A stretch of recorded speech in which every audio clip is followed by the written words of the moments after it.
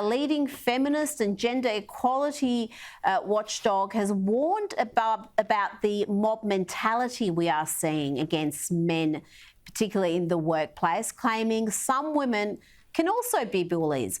What do you make of this addition to the discussion that we've been having for the last month?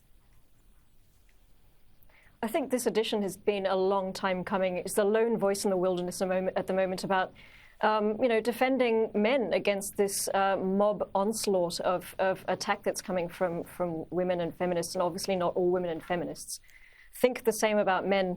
Most girls who had the misfortune of going to an all-girls school will know that women can pretty much know how to adopt the tactics of psychological bullying very early on in life, and they can be very bad bosses, just as men can be very bad bosses. This is the fact that women are denying what reality is, that there are bad men and bad women, and it's about time that someone said something. Yes, and we've got to get away from this notion of collective guilt. It's bloody destructive and dangerous. And we've had a school in Victoria, Caleb, requiring boys to stand up in assembly and apologise for their gender. The story has now gone global.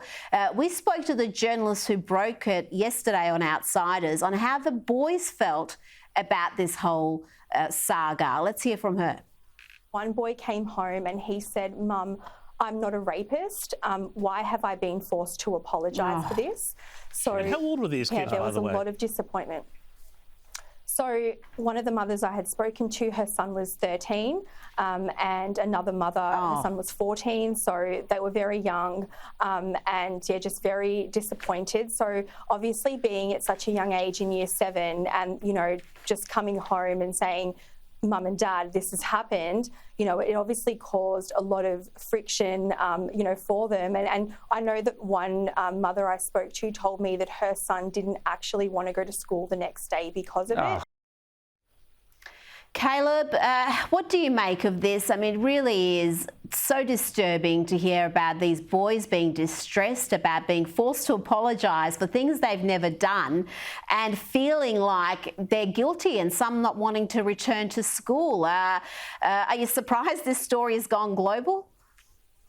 No, not at all, because it is utterly insane. I mean, to tell children that they should feel guilty for the fact that they were born male, something completely out of their control, is ridiculous. And to suggest that all men are complicit or commit heinous crimes is also just as ridiculous, and it's also terribly counterproductive. I mean, if we want to acknowledge that there is a toxic culture in Canberra, for instance, or that there might be toxic cultures in certain workplaces that we want to work on, surely the best way to do that is to say, look, the majority of men are good and decent, and those men need to speak up and say something when they see behaviour that is toxic and that needs to be called out, rather than telling all men that they need to apologise for the fact that they were born with a certain set of genitalia and behave in a masculine way. I mean, that is utterly ridiculous. It turns people off of the discussion.